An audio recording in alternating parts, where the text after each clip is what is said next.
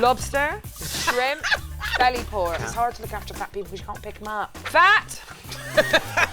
Hi, I'm Desiree Birch. Welcome to Fat Chat. Our guest today has a stunning voice, a lacerating wit. Please welcome Jayde Adams. Hey, gorgeous.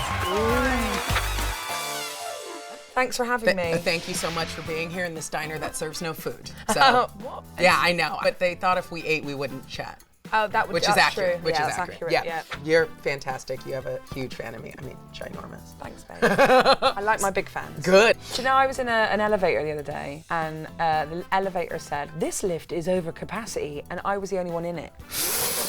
Yes, you're like, this lift is a fucking cunt, first of all.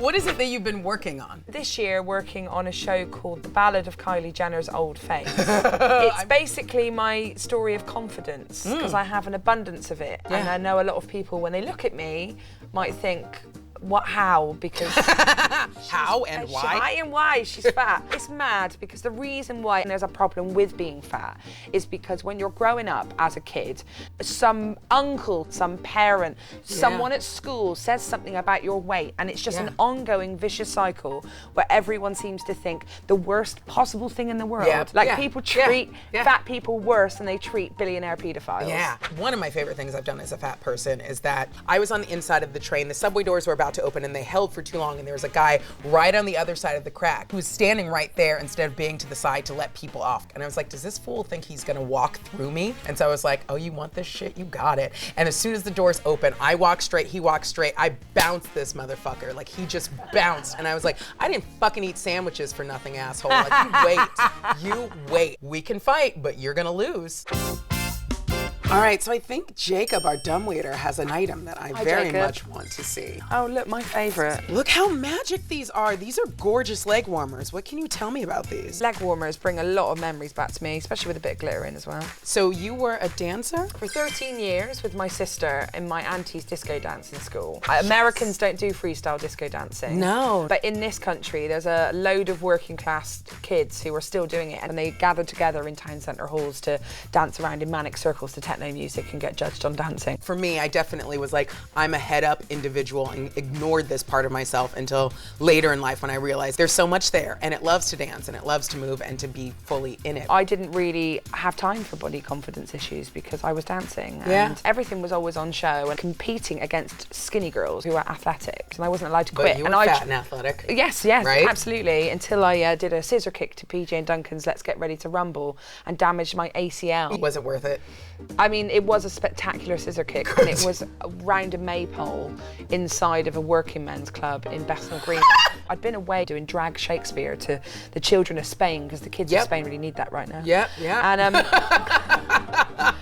and I'd come back and I'd earned a bit of money, and I treated myself to a bottle of really expensive champagne, and I drank the whole thing and went to the gig. I wasn't performing, but I got up anyway, and then it was there, I did it. And the annoying thing was I was so entertaining. And then I fell. Of course. And then everyone had to look after me, and I'm not meant to be the person you look after, because it's hard to look after fat people because you can't pick them up. Also, my dance teacher was my Auntie Julie, big girl. Yeah. Like, she used to fly. Like, when she danced, she flew in the sky. Like, I never knew that there was an issue with being fat, because everyone around me. People are superheroes who can fly. Yeah. We have come to a portion that I call Fat, Fast, and Furious, which means first thing that comes to your mind, blurt it out. We'll see if we got any place to go. What is your fat superpower? Opera. Big lungs, big tits, opera. Yes. Yeah. What is your least favorite body part? My toenails. They grow way too fast, and currently I could scale a building with them.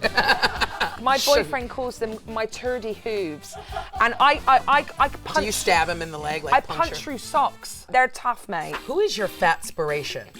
Well, I mean, it's classic for me to say this, but I mean, Dawn French is the reason. She's the babe. She was a huge one. I mean, I saw French and Saunders over there when I was like a teenager, and I was just like, you can do it. It can be done. She is the most incredible woman. Yeah. I've been to her house. I'm sorry. I shouldn't have bragged like that, but I've been there. What is the worst heckle you've ever gotten? Fat. Food you could not live without. Lobster, shrimp, Belly pork. You have the most highfalutin taste. I loved it. Lobster. I'm a working class girl at heart, but I have become middle class because babe's doing well, babe's making it rain. And I've had lobster so much that I know when to send it back. Wow. I worked at Asda. How was your first time as a fat person? Oh. He won't be watching this. Yeah, okay. Wasn't great. We were both 15 and it was rubbish. Okay. And then he denied it through school. He was quite popular and all the lads that he knew that he'd had sex with me. But he still denies it till this day, Desiree. Oh Still my today. God. Tell me his name. I'll just be a random woman kicking him in the dick, for no reason, 20 years later. His name is... I love you. Thank you I so love much. you. This was amazing.